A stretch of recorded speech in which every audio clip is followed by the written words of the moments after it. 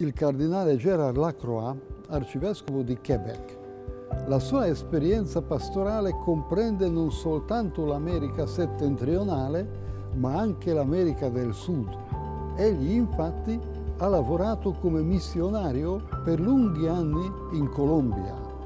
La sua parrocchia era grandissima e lui doveva visitare le sue chiese e le sue comunità anche usando i muli, perché i sentieri nelle montagne non permettevano nemmeno il traffico con le macchine.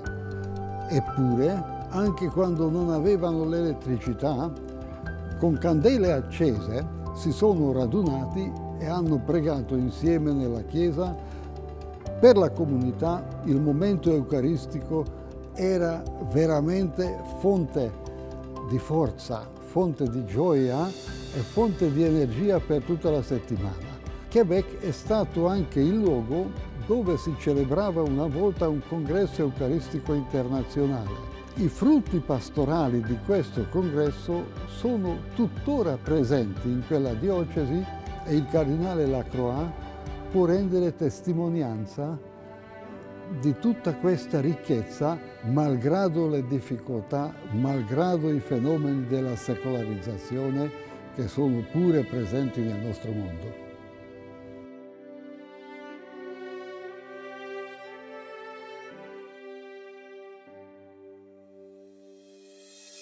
Chers frères et sœurs dans la foi, je vous salue chaleureusement depuis la belle ville de Québec, au Canada. Ici même, en 2008, nous avons vécu un congrès eucharistique international qui a porté beaucoup de fruits. Et nous nous préparons pour le prochain congrès eucharistique qui sera à Budapest, en Hongrie. Il devait avoir lieu en septembre de cette année, mais il a dû être reporté en septembre 2021 à cause de la pandémie du COVID-19 que nous traversons. Oui, cette pandémie a laissé beaucoup de gens avec toutes sortes de réflexions, de craintes, de peurs, d'angoisse même. Raison de plus de nous approcher du Seigneur. Lui qui nous dit toujours, « C'est moi, n'ayez pas peur. Faites confiance, je suis là. » C'est Jésus qui a dit aussi à ses disciples, juste avant de retourner auprès de son Père, « Et moi, je suis avec vous tous les jours jusqu'à la fin du monde. » L'Eucharistie est cette présence du Seigneur qui fait route avec nous. Au cours des derniers mois, j'ai longuement réfléchi et médité ces mots de Jésus dans l'Évangile. Et c'est d'un grand réconfort de savoir que nous ne sommes pas seuls. Un congrès eucharistique permet de nous rassembler, d'approfondir notre foi pour revenir chez nous et rayonner la joie de l'Évangile. On s'est rendu compte au cours des derniers mois combien nous ne pouvons pas vivre sans l'Eucharistie.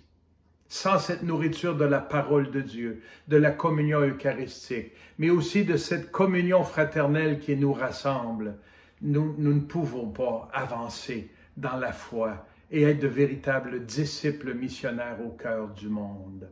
C'est pourquoi je pense que cette pandémie nous laisse une invitation à avancer dans la foi, dans la confiance, et nous laisser envahir le cœur, nourrir le cœur par cette source qui est sûre, qui est celle de Jésus présent dans l'Eucharistie. Lui qui nous amène, qui nous conduit à la communion profonde avec le Père et l'Esprit Saint et entre nous.